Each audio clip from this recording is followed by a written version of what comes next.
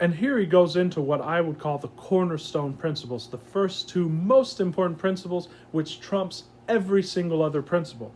And that is, first, knowing the cosmology, and then second, as a derivation of that, knowing that everything on the outside is placebo, and every single thing from the highest laws to the lowest suggestions are subject to the ultimate authority, the unquestionable authority of consciousness, which is indeed truly the only thing that exists, and that's creating this whole spectacle upon the screen of itself.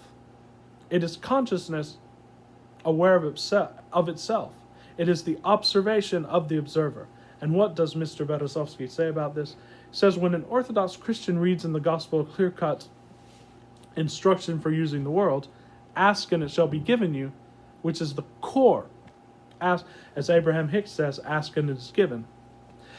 Have faith as small as a mustard seed and you will be able to move mountains. He understands it thanks to his upbringing as an allegory removed from life. That's the common everyday Western man, just understands this as some sort of allegory, some sort of mythology, or some sort of empty statement. A Jew knows better than a Russian. He says that this text must be understood literally.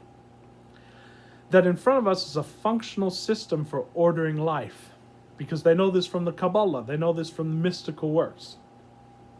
Jesus Christ knew wonderfully the answer to your, the reader's question, how does one earn a fortune? From the Indians we find the image of Maya, a universal illusion surrounding a person, a certain kingdom of mirages that conceals the truth of Brahman. Can material nature be an illusion? Can the firm and familiar world around us be a simple mirage? And can the laws we are used to obeying really be invented by ourselves?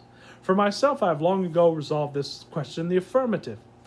A scientist with a doctorate and an entrepreneur with millions, I know well if tomorrow humanity brings to believe, if tomorrow humanity begins to believe that the earth is, excuse the expression, a parallelepiped, we will start receiving angular pictures of our planet from space. That's powerful. That's probably one of the most powerful expositions on this topic that I've read. And it's incredible coming from one of the most successful people in history. So we'd have to take notice. And then he goes into physics, where matter is not solid, of course, and we know that soon we'll discover that even the subatomic particles are not solid, so there's nothing there. As the great John Wheeler said, there's no out there. So now he goes into the calculations of modern, so matter does not exist, he says, because the nucleus of an atom is equally void, and so on and so forth. So what does exist? Perhaps energy. But the calculations of modern physics show that the sum of all positively and negatively charged energies in the universe must be equal to zero. And we ourselves know that an action has an equal and opposite reaction. Is this not cause enough to stop and think about the reality of energy? So truly neither energy nor matter exists. And this can go into the debate between law of assumption and law of attraction, a false dichotomy that is made by some channels I see going on in YouTube and some writers and so forth, that, well, you can't attract anything because nothing exists, and that's true. But also, while you're in the illusion, and you know this, you do attract everything to you because you're not taking solely physical action. Physical action is vibrational, of course, so there's no dichotomy between those. So we can resolve all of these dichotomies at the ultimate level. And so there's no need for what all of these teachers are teaching is right. All we have to do is apply these principles.